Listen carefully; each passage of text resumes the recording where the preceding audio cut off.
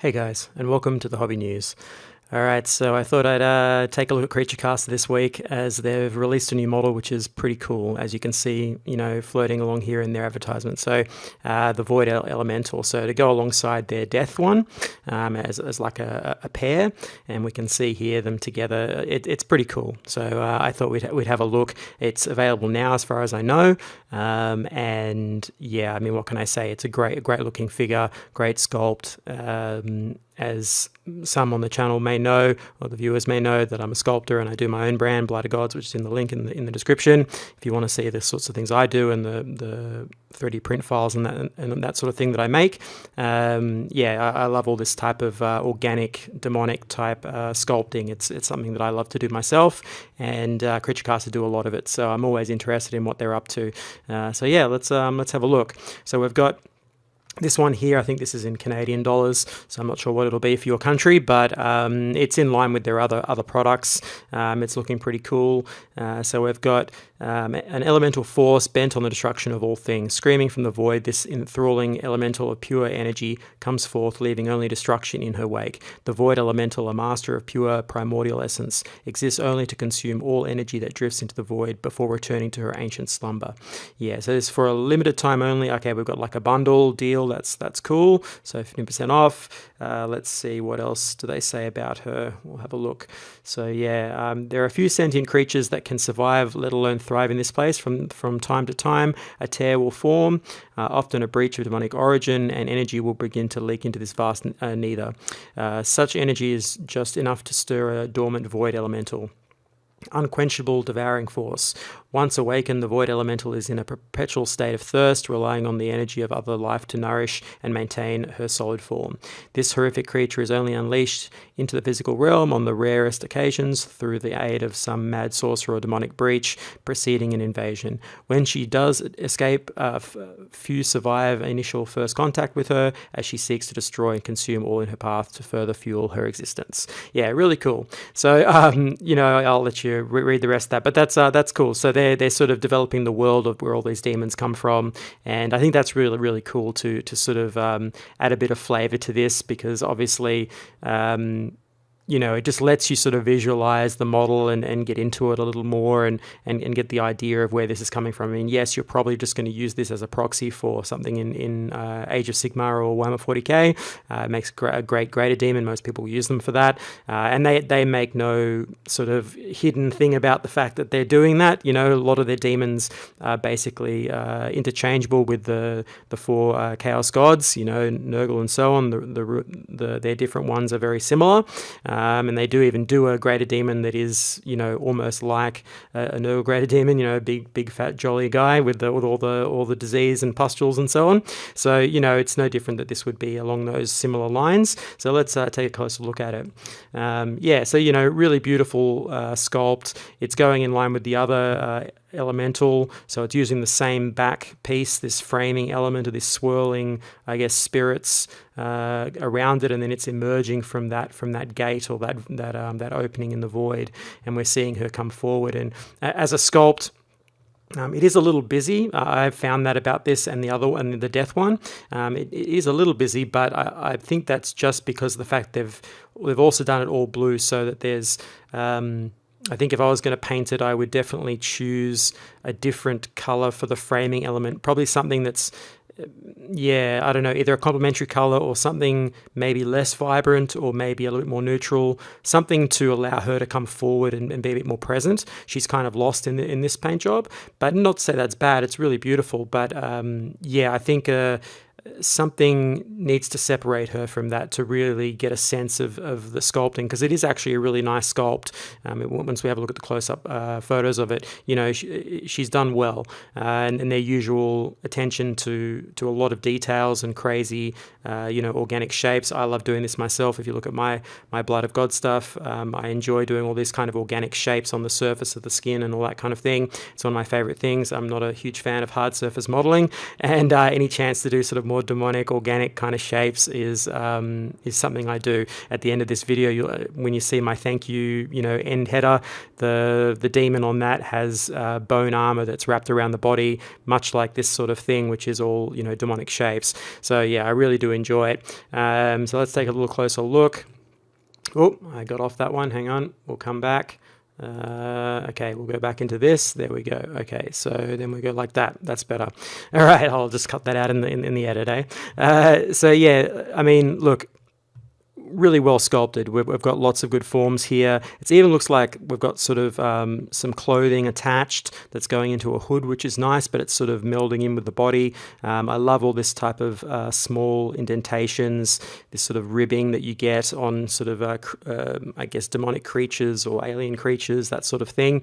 It's very reminiscent of Geiger, H.R. Geiger, if you don't know who that is. That's the person that invented Aliens from the movie Aliens. So, or at least that inspired the future designs that they used, that Ridley Scott used for the Aliens movie and the subsequent franchise, all based on H.R. Geiger's art. And you'll see this type of I guess, machine or man-made repetitive forms melding with organic shapes. And it's a really evocative combination, and also melded with sexuality and the human form. You see that a lot in his work. It's quite prominent. So, you've got a lot of different themes going on, and they're trying to capture some of that. You can see the inspiration there. There's a lot of that going on. Geiger does a lot of these sort of female figures with this type of repetitive skull motifs and so on. So it's great. That's definitely a good inspiration. I'm sure that's there somewhere in the sculptor's mind, and they're evoking all of that. We've got some nice. I often play around with this, how to do a woman's chest without like exposing it, but still have it with the design shapes and so on, by just doing certain areas of cover with these different sort of layered approaches here, but still keeping the shape. And down into the midriff here. It's always a challenge, you want to do something that isn't just sort of reminiscent of a cheap hentai anime thing, right? You want to try to give it a little bit of brevity and a bit more sort of seriousness to it, but still have it fun to sculpt, because part of the reason why most sculptors do this, and traditionally comic book artists, right? The reason why Superman and Batman, all that, look like they're in tights is because it's easier to draw over and over again, just basically a naked human form with a few details on it. You can bang that out and repeat that over and over again in a comic. It makes it a lot easier, and so that's why superheroes generally don't have a lot of detail on their costumes, because it makes it easier. And it's the same with sculpting. Sculpting the human form is a challenge in and of itself, and to add all of that extra detail on top can be a real pain sometimes. So that's part of the reason for it. But it's also that the female form is beautiful, and the shapes that you sculpt are great. And so here we're seeing a nice display of that. So, and we see now just the grey sculpt, and this is where we see it a little more clearly, other than in the blue. So it really is beautiful. We've got a bit of a slight contrapposto pose here, a bit of a twist in the body, the shoulders slightly on an angle there, and we've got some really great weapons here. So, very much this could be anything from a Slanesh demon to a Tzeentch demon to whatever you like, or some sort of really great demonic entity for a roleplay, or whatever you want to do. There's so many different choices here. You could use this. I almost want to take it off this big frame and create a different bottom section for it, and just have that the silhouette of this female figure separated out, so I can see the shape more, because it is well done. And these sort of back pieces coming off are really great. There's a lot of, also I've noticed in Creature Caster, a lot of sort of I guess almost Hindu or Indian inspired sort of godlike features, with a lot of these sort of floating elements or back elements coming into their designs, and I really like that. I dig that. It's I guess evoking images of Kali, which is the death god for I guess Hindu religion, and so on. I'm pretty sure. Yep, that's it. Yeah, Kali. And when you see art historical images of depicting their death god and so on, you get a lot of this sort of thing, and it is a female as well. There's a lot of interesting connections you can make there. It's pretty cool. So let's see what else we've got. So sideways. So now you're starting to see some of the dynamism there in the pose. Yeah, we've got some great details. That again, that's all really great stuff and can be used for other things too if you wanted. But yeah, you can see here, see how that's separated out. That's actually really nice. So you can actually see the full silhouette. But yeah, I'd almost love to get a version of this where this is gone and she's more fully formed on some other sort of plinth or rock or whatever, so we can see more of the shape of her, because it is pretty cool. It's a nice sculpt.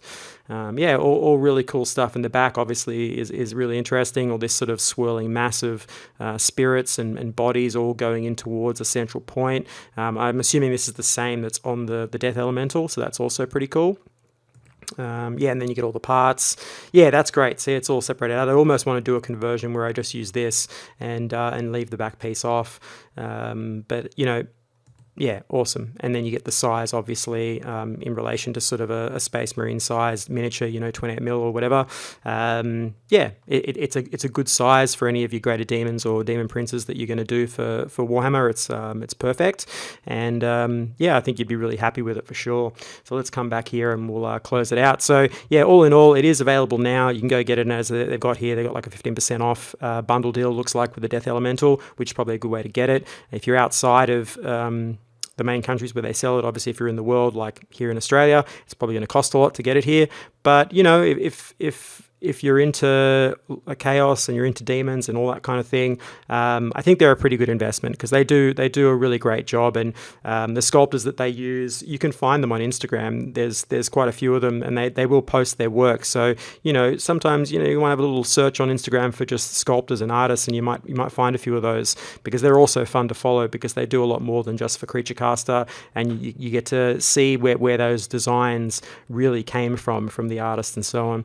But I'm a bit biased, obviously, being an artist. That's I want to promote that, But otherwise, I hope you've enjoyed this. Please hit that like button, subscribe button. It really helps me out. And I guess I'll catch you on the next one.